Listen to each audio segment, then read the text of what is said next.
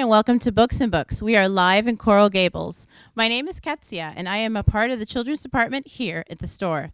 Thank you all for joining us tonight, and thanks to our internet audience for tuning in. You are all in for a great treat tonight, and you can keep up with our events online. And for those of you who are here, you can pick up a calendar at the register, so you can enjoy many more of our author events. Please follow us on Facebook, Twitter, and Instagram. For those of you online, if you'd like to purchase a book and have it personalized by Mr. Grabenstein, call the number on your screen and we will ship it to you wherever you are in the U.S. We look forward to hearing from you. So tonight, we have introducing Mr. Chris Grabenstein's book, Escape from Mr. Lemoncello's Library, is Joe's Bookworms, to tell us a little bit more.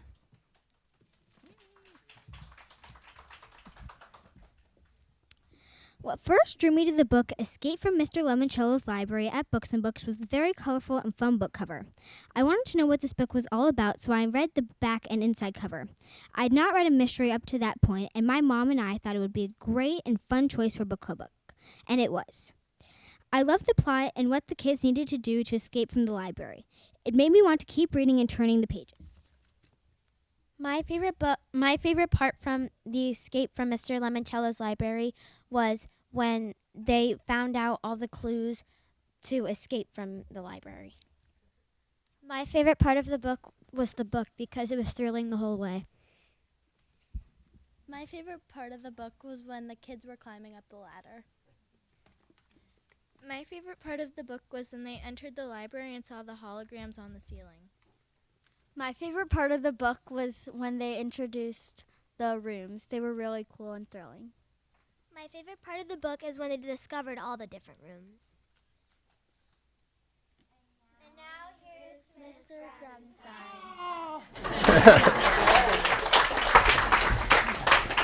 Grabenstein. Well, my favorite part of the book was that introduction. Thank you very much. It's much nicer than the one I went to a book festival in Atlanta, Georgia last year, the Decatur Book Festival. And I think I've had, if you count the books I've written with James Patterson, I think I've had like 32 books published before this book came out. But this is the first book of mine that anybody's ever heard about. And so they introduced me at the Decatur Book Festival. They said, and here he is, debut author Chris Grabenstein. So after 32 books, I finally had my debut. But there's been nothing like this book. I introduced me a lot of kids like you guys. I get like 100 emails a day, and the book's on 21 different state lists, and it's already won an award in Ohio, which is kind of cool. And so it's been a lot of fun, but I thought I'd tell you a little bit about where I got the idea for this book. That sound like fun? Well, I got the idea because I go on a lot of school visits. I go on like one school visit a week. I go to a school and I talk to the kids. And what first started striking me when I went to all these schools are these really cool new librarians. Because when I grew up in Tennessee. Any of you all from Tennessee? Tennessee, we didn't have us a library in our school, and we didn't have a public library. We had a little house with a scary old lady who sat on the front porch and said, y'all want a book? Said, no. So I did not have good libraries. The only thing I read when I was 10 years old was Mad Magazine. I got my first subscription to Mad Magazine when I was 10 years old. But now I go to all these schools, and there's these librarians who kids will come in, because usually my day starts in the library like 8 o'clock in the morning, and these kids come in and say, oh, I just read that great Rick Riordan book. And the librarian says, well, if you like that, and she'll name 3 or 4 other books that the kids might like to read. And I said, where were all these librarians when I was growing up? So I wrote this book kind of as a tribute to them, but I got the whole idea for the book from a school visit I did in Brooklyn, New York. I went to PS 10, which looks like every public school in Brooklyn, New York. It's made out of red bricks on the outside, 3 stories tall. And so it's like ordinary. And when you're an author and you're a writer, you're always looking for things that are a little bit out of whack, because no one wants to read stories about nice people having a nice day or ordinary people doing ordinary things on an ordinary day. So far, it's a pretty ordinary school. But then I went upstairs, and they had this brand new library. And they had solid oak bookcases and almost as pretty as this room here with murals on the wall. It was obviously brand new. And I said to the librarian, I said, how'd you guys get this great library? And she said, a very wealthy benefactor donated it to us. So that day on the subway ride home, I wrote down on a little note card, what if a very wealthy and somewhat loony bazillionaire donated a library to the town where he grew up? And that's how the whole story got started. It always starts with a big what if, and then you say, and then. Do any of you have little brothers and sisters? Do they drive you crazy when they go, and then you know what? And then you know what? And then you know what? Well, that's how you write a story. You start with a big what if, and then you say, and then you know what? And then you know what? Someone once described, you take one big rock and you drop it in a pond and just follow those ripples going out. So this book, I worked on this book for 2 years. We rewrote 50% of this book 8 different times because my editor said, you have the word library in the title. Every librarian in America is going to pick this book up, and if they don't like it, we'll be in trouble. So I rewrote this book like 8 different times, worked on it for 2 years. There used to be a whole subplot in the book about Mr. Lemoncello's old girlfriend who is now married to the mayor, and the mayor didn't like Mr. Lemoncello. And my editor said, you know, Chris, kids really don't care about old people's old girlfriends. So we got rid of that right away, that out the way. And the main character, Kyle Keeley, is kind of based on me because I was the 3rd boy. My mom had 5 boys in 7 years. We think she was trying to have a girl. And the only time I could beat my 2 big brothers at anything was when we played board games. And since there were 5 of us around the house, there's a line in this book where Mrs. Keeley says to her son, if you boys are bored, go play a board game. Guess whose mother said that first? So Mom likes seeing her quotes in my book. But I remembered, and that's another thing as a writer, is you hold on to your little memories. You don't have to make the book completely about yourself, but you think about, oh, I remember what that felt like to be the 3rd boy. My big brother, Tom, he wasn't an athlete, but he did all the things that first brothers do. And you know, of course, the Mercury astronauts, the first astronauts to go to space, they were all firstborn sons. So the firstborn sons do all sorts of stuff. My next oldest brother, Jeff, is a genius. Just like Curtis in the book, my brother Jeff was this kind of guy where they take those tests like in 3rd grade, and he would get like he got a 99. And I remember the principal and all these people came to our house and said, oh, Jeff is a genius. He got a 99 on the test. He should skip 3 grades. He should go straight to Harvard. And my parents said, no, he's going to stay in school. The next year I could take the exact same test and get a 97 on it, and they'd say, he's pretty smart, but he's no Jeff. So I remembered that feeling that the only time that I could beat my brothers was when we played board games. Do you guys still play Sorry? Oh, I love that feeling where you put your pawn on the same space as somebody else, and especially at your big brother, and you go, Sorry! And you send them all the way back to the beginning. So that's where I got the idea for Kyle Keeley. I thought I might read just a little bit when we first meet Kyle Keeley. I know some of you guys have probably got the book memorized, but other people have not. And this is from the very first chapter we meet him. He's 12 years old, Kyle. He's got 2 big brothers, Mike, who's a total jock, and Curtis, who's a genius, because he's really Jeff. Hello, Jeff, if you're watching. And they're running around the neighborhood playing this game called Mr. Lemoncello's Indoor-Outdoor Scavenger Hunt. We have to run around and find stuff in the neighborhood. And whenever we played board games, we would remember they used to put the rules. They still put the rules in the box top. They used to do that when I was a kid. It was in the box top. My brothers and I would always get the box top, and we would add one rule. Loser puts it away. That was an official rule in the Grabenstein household, and that's an official rule of Mr. Lemoncello's Indoor-Outdoor Scavenger Hunt. The loser has to put everything back where everybody found it. While Curtis was stranded next door trying to talk the neighbor's Doberman Twinkie out of his favorite tug toy, Kyle and Mike were both searching for the same 2 items because for the final round, all the players were given the same riddle card. That day's riddle, even though it was a card Kyle had never seen before, had been extra easy. Find 2 coins from 1982 that add up to 30 cents, and one of them cannot be a nickel. Duh. The answer was a quarter and a nickel, because the riddle said only one of them couldn't be a nickel. So to win, Kyle had to find a 1982 quarter and a 1982 nickel. Also easy, their dad kept an apple cider jug filled with loose change down in his basement workshop. That's why Kyle and Mike were racing to get there first. Mike bolted through the front door. Kyle grinned. He loved playing games against his big brothers. As the youngest, it was just about the only chance he ever got to beat them fair and square. Board games leveled the playing field. You needed a good roll of the dice, a lucky draw of the cards, and some smarts. But if things went your way and you gave it your all, anyone could win. Especially today, since Mike had blown his lead by choosing the standard route down to the basement. He'd go through the front door, tear to the back of the house, bound down the steps, and then run to their dad's workshop. Kyle, on the other hand, would take a shortcut. He hopped over a couple of boxy shrubs and kicked open the low-to-the-ground casement window. He heard something crackle when his tennis shoe hit the window pane, but he couldn't worry about it. He had to beat his big brother. He crawled through the narrow opening, dropped to the floor, and scrabbled over to the workbench where he found the jug, dumped out the coins, and started sifting through the sea of pennies, nickels, dimes, and quarters. Score! Kyle quickly uncovered a 1982 nickel. He tucked it into his shirt pocket and sent pennies, nickels, and dimes skidding across the floor as he concentrated on quarters. 2010, 2003, 1986. Come on, he muttered. The workshop door swung open. What the? Mike was surprised to see that Kyle had beaten him to the coin jar. Mike fell to his knees and started searching for his own coins just as Kyle shouted, "Got it!" and plucked a 1982 quarter out of the pile. What about the nickel? Demanded Mike. Kyle pulled it out of his shirt pocket. You went through the window? Said a voice from outside. It was Curtis, kneeling in the flower beds. Yeah, said Kyle. I was going to do that. The shortest distance between 2 points is a straight line.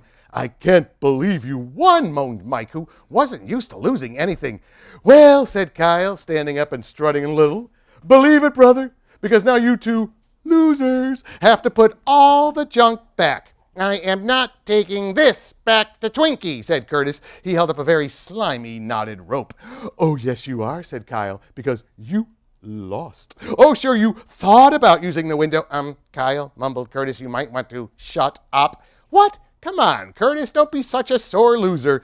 Just because I was the one who took the shortcut and kicked open the window and... You did this, Kyle? A new face appeared in the window. They're dead. Chuckled Mike behind Kyle. You broke the glass? Their father sounded ticked off. Well, guess who's going to pay to have this window replaced? And that's why Kyle Keeley had 50 cents deducted from his allowance for the rest of the year and got grounded for a week. Thank you. And of course, when Kyle gets grounded, he can't play any video games at home. They take away his Xbox, which was a hand-me-down from his big brother anyhow, and they can't play any games. He has no fun. And he hears this new library's being opened up, and he's like, woohoo, a library. And he writes one essay. It says, why are you excited about the library's grand opening? And he writes it on the bus ride to school, balloons. There might be balloons. And that's his favorite part of any grand opening. But then later in the school day, he realizes that his hero, Luigi L. Lemoncello, the mastermind of all these kind of wacky games, is the billionaire who put all of his money into this library. So he knows it's going to be full of games. And so he buckles down. He actually writes a really good essay. And he works really hard, but he's past the deadline, and rules are rules, but he sends it in, and he gets an auto-return email with a bong. And it's like, oh, man, I didn't get in. But the next day, when Mr. Lemoncello announces who gets to come, Kyle is invited to be one of the 12 kids to be the first ones into this library. Because this town, they bulldozed down their public library 12 years ago. So all the 12-year-olds in that town have grown up without a public library their whole life. So Mr. Lemoncello's big idea is they're going to be the first ones in to see all the wonders in this new library. It'll be a big overnight library lock-in. And Mr. Lemoncello did read the essay that Kyle sent in, so he gets to go into the game too. And what's really cool is that they go and have this great overnight. It's a library lock-in. They stay up late. They eat a lot of junky, sugary food. They watch movies. They see holograms. I think Mozart jams with Metallica. It's like all this stuff is going on because it's like incredible. There's holograms and statues that come to life. And the next day they get up, it's like at 11 o'clock, a little late, and they go to the door and they go, the door is still locked. So the library lock-in is over, but the door is still locked. And Mr. Lemoncello announces who would like to play a new game. And the new game is Escape from Mr. Lemoncello's library. These 12 kids, whoever wants to stay, and then 5 of them go because I couldn't handle 12 characters. So I had 5 of them go home. 2 of them had soccer practice or something. So 7 of them stay, and the game is find your way out of the library only using things you find inside the library. So I think like while a lot of schools have embraced this book is it's what I wanted to do is, because as you guys get older, you're going to have to do a lot of research and a lot of papers and stuff. And my mom was a genius. She realized any task we had to do, if we turned it into a game, it would be a lot easier. Like we had to clean our rooms, we turned a game into fast, slow, where one of us was the cleaner and one was the caller, and we had to clean our room every Saturday before we could do anything, and one of us would go slow, and you clean your room in slow motion, and you say, fast, and you go really fast, and we change turn. It was like fun. So I wanted to show that doing research in a library is like doing a big scavenger hunt, and it's a lot of fun. And I think that's what's going on. There's a lot of libraries all over the country are doing this. I had a librarian friend in Maryland design a scavenger hunt, and so schools and libraries all over the country are doing this scavenger hunt in their libraries. One or two have been brave enough to actually have the kids spend the night, overnight. And I'm going to let you guys ask a bunch of questions, but one question I always get asked is, why did you name your hero Mr. Lemoncello? And there's a couple reasons. The first reason is a lot of teachers enjoy a limoncello from time to time. The other is that it's a very lemony drink. Don't try it. Do not try it at home. Then there's and also just the alliteration of Lemoncello's library has all those nice L sounds going on.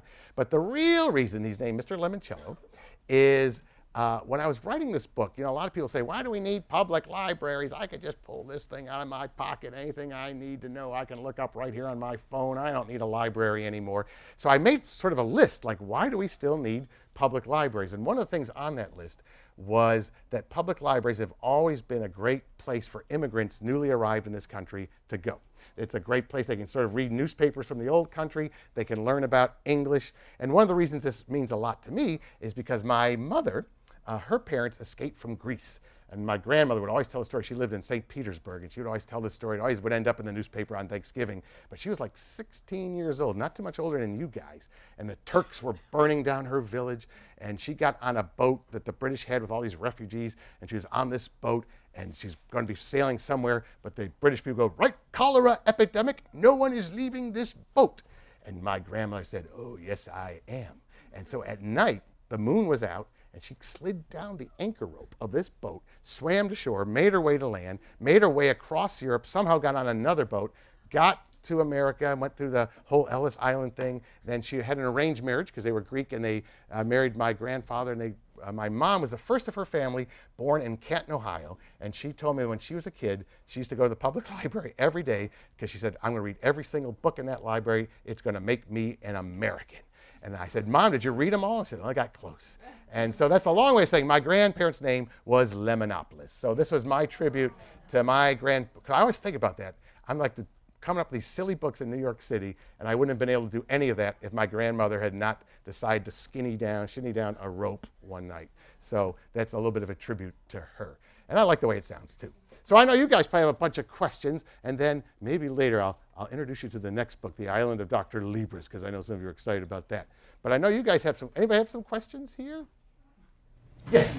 Is Grabenstein your, actual, last name? Yeah, it is my actual last name. My father was German-Irish, though when I used to write ghost stories, and I wrote a ghost story with Charlene Harris, who writes all these vampire stuff. She does short story collection, and one of my short stories was in there. And some critics said, oh, Grabenstein, if that's his real name. Because I thought I made it up, because I think in German it means gravestone. So it's like, oh, he's trying to come up with a spooky name. So I don't think so, no.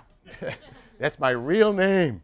It's very rare, except in California, there's Grabenstein apples, spelled with a V. Little trivia there. And some of you guys, now there's a hidden puzzle in this book that if there's a puzzle that's in the book but not the story. And there's a clue in the story about how to find it. And I think my friends here have solved it. But when we first did the book, I had this puzzle in there. And I think it was it came out in June, and we said by Christmas or New Year's, we're going to pull a winner of everyone who gets it right. And we gave 2 libraries of books away. It was 2 copies of every book I've ever written for kids. My friends at Random House grabbed 2 copies of every book they can get their hands on. It ended up being 80 pounds of books. I remember I had to carry it to the UPS store, and we sent it to the winner. And the idea was that whoever was the lucky winner would take one library for themselves and then donate the other to their favorite school or public library. But it turns out a librarian in California won, and she donated both libraries to a school. So now we're just doing it for fun.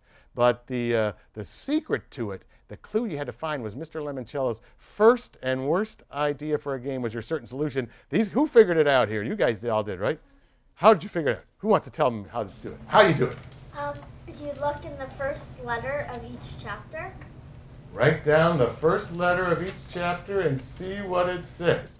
And then you'll know why any author in his right mind would start 2 back-to-back chapters with the letter Z. That was the hardest part to do. And they kept changing it because when you write stuff, editors take things, they change things, and copy editors look at stuff, and they would send me these, no, you can't touch that word. I'll come up with another word, but don't touch those first words in the story. So it was very hard to do. And I had all these, like actor's nightmare. That's when actors always have these dreams that they're on stage and they don't remember what play they're in or what their lines are. So I had the writer's nightmare. It's like, the puzzle doesn't work. Children all over America are going to be disappointed. They changed one of those letters. But fortunately, it worked, and about 20 kids a day solve it. So it's kind of cool. There's a big hint now in the paperback. There's an extra bonus puzzle. If you solve it, you'll figure it out. Anyone else have questions? Yes? For your iFunny series, did you come up with the jokes?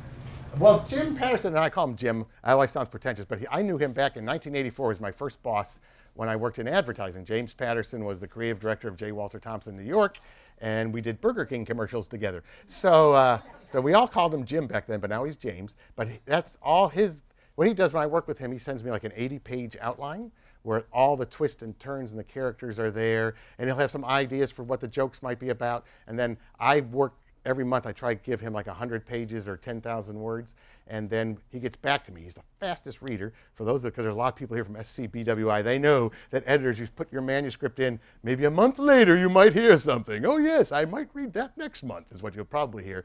Jim reads, I sent him something on Monday of this week. On Tuesday of this week, he's calling me with his detailed analysis of what I'd done, and then I rewrite and we keep going. So I write a lot of the jokes and he writes a lot of the jokes. He knew that when he first hired me, I had been doing stand-up comedy in New York, so I think that's one of the reasons he said maybe you could help me out on this one.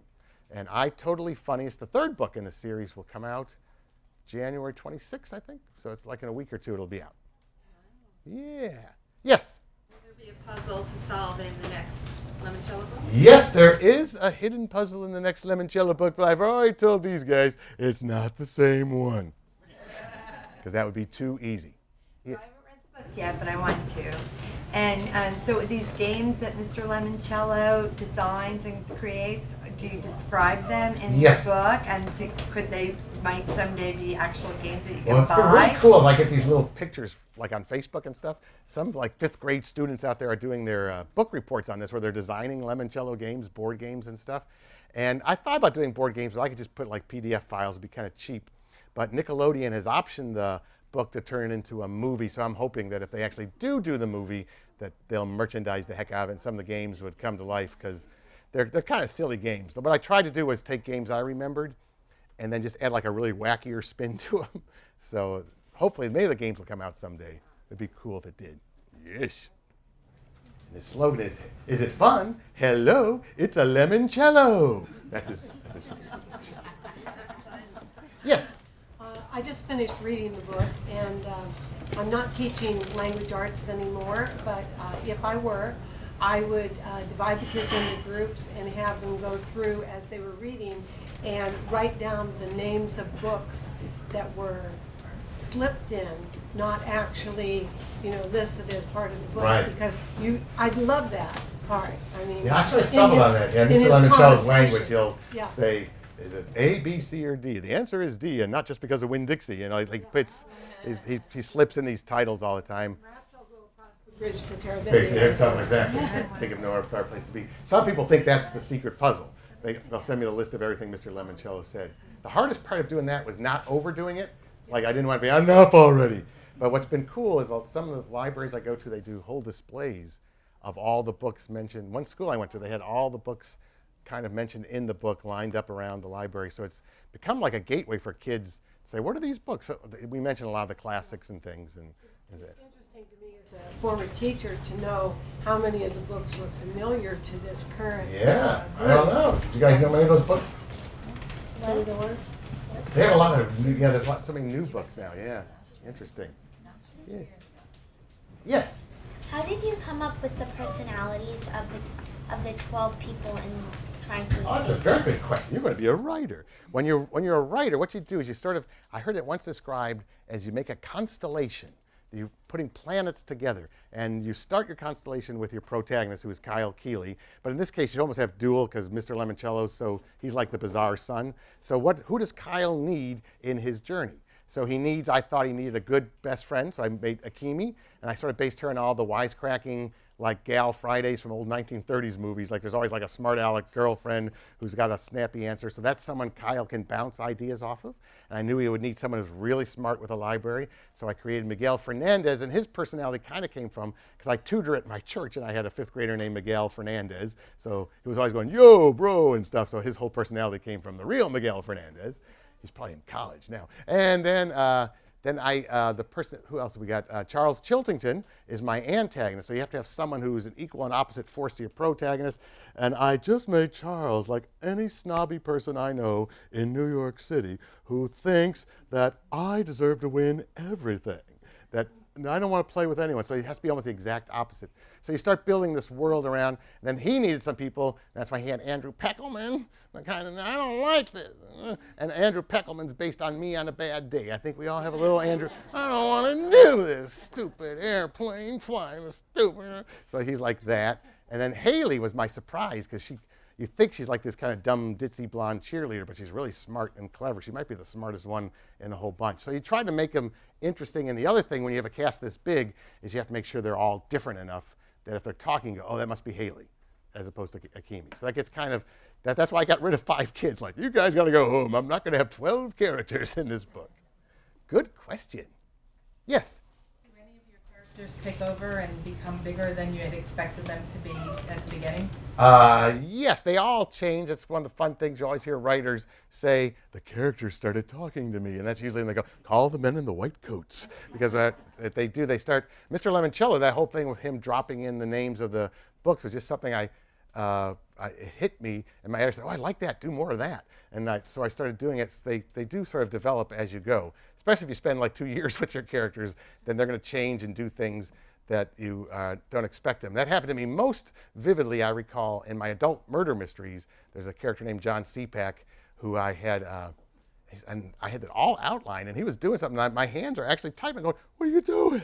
You're not supposed to be doing that right now. Seapack! And my fingers are like, it's like someone else is taking over. Oh, I see why you're doing that. And like I figured out, I was so into his head that it was like taking over. And there is going to be a sequel to this book. I told some of the young guys that it's going to be out maybe as early as January of 2016. And it's called Mr. Lemoncello's Library Olympics. So since there's no spoiler alerts, I know some people haven't read the book. Whoever wins this Escape from Mr. Lemoncello's library game, the big prize is they get to star in all of Mr. Lemoncello's holiday commercials. So become famous, make some money, become like a celebrity. And so I figured that kids all over America would see the star of this commercial and go, well, why did that kid get to be in the TV commercial? Well, he won this game in Mr. Lemoncello's library. I could have beaten him. I bet I could have beaten him. So like kids all over the country are going to send emails to Mr. Lemoncello. Big sacks of letters are going to show up, and he's going to say, they're right. We need to have another competition. So he's going to invite librarians all over the country. There'll be 7 regional competitions, and the best kids from the Southeast, the West Coast, the Northeast, kids from Florida, they're going to all come together, and the best teams, it'll be like 5-member teams, and they'll all come to Ohio for the first ever Library Olympics, 12 games to find the true champions of the library. And of course, the guys who won the first game are going, oh, great, I enjoyed being the champion. I got to do this all over again and start over again. So that, they tell me it might be out as early as January of 2016. Yes? How did you come up with the different rooms and the different things in the library? Well, I based most of the rooms, because I was doing that whole research thing. That's why I made the whole thing a rotunda circle, because I always like when you solve a problem, you kind of do a 360-degree surround it and find out a little information from every room. So I did the 10 Dewey Decimal rooms. And then I just thought it'd be fun to have the Electronic Learning Center, because it's like video games, but with some education to them. And the Wonder Dome was just something, actually I got that idea because we went to a hotel in Las Vegas called the Millennium, where the walls are all these video screens, and the whole lobby will turn into a forest or a snowstorm. And so that's why I got the idea for doing that. So it's just like, what kind of cool stuff would I like to see in this library? And that's where that's what's cool about being a writer is you get to create this whole world. It's like you're playing Sim City or building a train set or whatever. As long as it makes logic. Like, who said they liked the ladders the best? That was my favorite part too, the hover ladders, because I figured there'd be these 3-story tall bookcases, and Mr. Lemoncello is so clever, he has his magnetic levitation platforms you stand on. You type in the code of the book you're looking for, and the ladder floats you up to the book.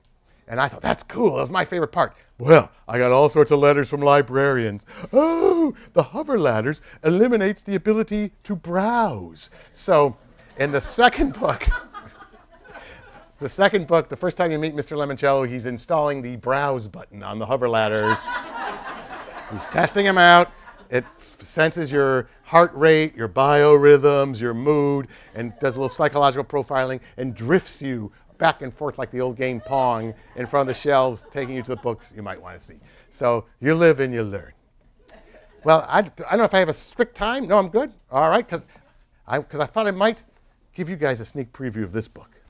Because this book's coming out in March, and I know some of you guys we tried to get you guys all copies, but we couldn't find it. This is the advanced copy. This book's coming out in March, and I kind of think of it as a companion piece to Escape from Mr. Lemoncello's Library. It's called The Island of Dr. Libris.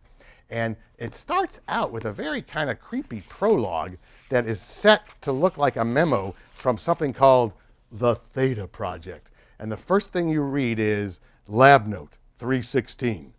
This is Dr. Shishang Libris. I am thrilled to report that after an exhaustive search, I have found the ideal subject for our first field test, which will commence as soon as Billy G., a 12-year-old male with a very vivid imagination, arrives on site. His mother will be busy. His father will be away. He will be bored. In short, Billy G. will be perfect. And so in the next chapter, you meet this kid, Billy Guilfoyle, Billy G., whose parents are going through a rough period in their marriage, and are thinking, like, maybe we should spend the summer apart. So Billy's going to go spend the summer with his mom at this cabin on a lake that's owned by one of her colleagues at the college where she works called Dr. Libris, and her dad's going to stay back in New York City. So Billy gets up there, and he finds out there's no TV set in the place. There's no Xbox. There is not even an old CD player. There's a satellite dish in the backyard and these little security cameras everywhere, but no electronic entertainment whatsoever. And the first day there, he's climbing a tree to help his neighbor, and he drops his iPhone. It hits the ground, and it shatters. There's not an Apple store for 300 miles. So he's kind of moping around the house, and his mother says, Billy, what do you think kids did in the days before all these electronic gadgets? And he says, I don't know, cried a lot. And she said, if you could unlock this secret, there's like this ornate bookcase in Dr. Libris' study, that if he could unlock it and find the key, he could read those books. And he's like, well, that's more fun than sitting around here staring at these weird walls, because there's all sorts of Escher prints on the walls. And it's just like, is this a weird place to be a kid? So he gets a book out and he starts reading one.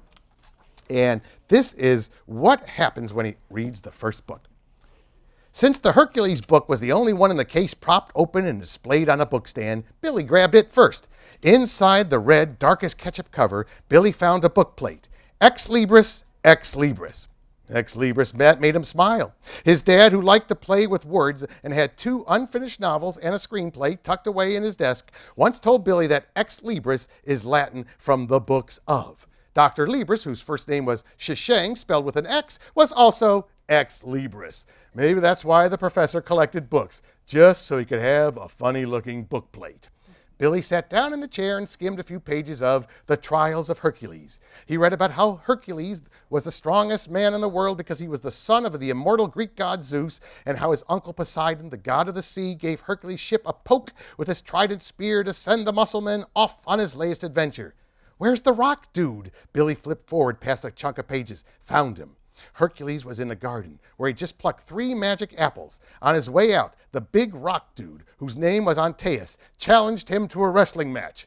You would challenge me, said Hercules. Do you not know who I am? I care not, you feeble fool, roared Antaeus. I am the mightiest wrestler who ever lived. None can defeat me. In a blind rage, Hercules grabbed Antaeus firmly around the waist, raised him high above his head, and hurled the brute to the ground. But Antaeus bounced back up, his strength fully restored. Hercules was astonished. I do not believe my eyes. Not only are you not injured, your muscles have doubled in size. So have my skin and bones. Antaeus flexed his rocky physique. When he stood, he was even taller than he had been when Hercules threw him to the ground. Awesome superpower, thought Billy. He was totally getting into the story. In his mind, he could see the rocky guy growing every time Hercules knocked him down. He could hear Antaeus roar, "You feeble fool." Antaeus' voice was so loud in Billy's head, it made the glass in the bookcase rattle. Wait a second. That was impossible. Billy looked around the room. Nothing happened. And then from somewhere outside, far off in the distance, Billy heard Antaeus again. "Beware, Hercules, for I shall surely crush you." Chapter 8. Billy slammed the book shut. He took a deep breath, tried to relax. Okay, he thought, when all I could hear was his own breathing. It was all in your head. He carefully creaked the book open. "Submit to me, Hercules." The glass rattled again. Billy jumped out of the reading chair. The book fell to the floor. He ran into the living room. "Mom! Mom!" His mother came to the landing at the top of the stairs. "Billy, what's wrong? Did you hear that?" "Hear what?" "A big guy yelling." "I didn't hear anything. Was it one of the neighbors?" Okay, Billy thought, this is crazy. And if he told his mother that he had heard a chunky wrestler named Antaeus shouting at Hercules outside the Garden of Hesperides, she'd think he was crazy too. Yeah, a neighbor. I think it might have been the kid who lives in the house next door. I met him earlier." Suddenly, Antaeus started shouting again. "Surrender, Hercules, you weakling. You are defeated." His mother didn't budge. She didn't hear a thing. Billy, of course, did. That's why his eyeballs were practically popping out of his skull. "Billy, are you feeling okay?" "Yeah, I'm fine. Maybe I'll go outside, grab some fresh air." "Good idea. And tomorrow, you really need to eat something besides microwave cheeseburgers and peanut butter crackers." Billy shot her a double thumbs up. His mother shook her head and went back to her books. Billy waited until she was gone. Then he bolted for the back door because that was where the voices seemed to be coming from. He noticed the porch had the same kind of stamped tin ceiling as in Dr. Lieber's study. The moon was shining bright, streaking the lake with ripples of silver. Billy stared at the island in the distance. All he heard were crickets or cicadas, some kind of bug rubbing its leg together. Billy was a city kid, and he didn't curse it, Antaeus. Okay, Hercules was still alive. Now he was shouting too, "You grow bigger and uglier every time I hurl you to the ground." This isn't really happening, Billy told himself, but then he saw something that changed his mind. He was still staring at the spiky silhouette of Dr. Lieber's island when all of a sudden, one of the craggy rocks lining the shore started to move, started to walk. Actually, it wasn't a rock. When it crossed a moonlit path, Billy could clearly see the shadowy shape of a humongous man with a lumpy head and shoulders. Antaeus. So that's what's happening there. So by the next morning, the Three Musketeers are out there, and before long, Pollyanna's out there, and Robin Hood and Maid Marian, and the kid next door goes out there with a cheat guide to a video game, so somebody called the Space Lizards out there. And so what the story's all about is really discovering the power of your imagination to kind of create endings and stories. It's almost like discovering what it is to be a writer. So that's going to be out in March. Yes? Does this book have a puzzle too? There is no puzzle in this book. There's one little small one, but it's kind of an easy one that Billy's got to figure out to find the key to the thing. Yes. Anybody else have any questions? Well, thank you. I want to thank Books and Book for having me, and then the SCBWI, Southern Florida. Raise your hand if you're one of them. Yeah. The Society of Children's Book Writers and Illustrators, they're the one. I'm here at their conference this week, so it's kind of exciting for me to be here with all these other writers. It's kind of cool, and illustrators. So there's some folks here. All right. Well, thank you so much for having me. Thank you, and thank you out there.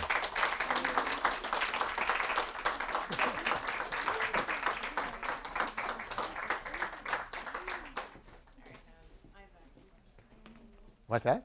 No, I'm like, I'm back now. Oh, okay. All right, thank you all for coming.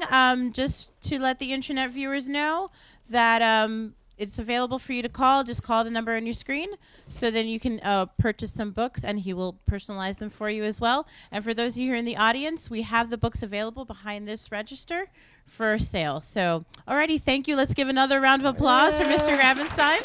And thank you, and have a good night.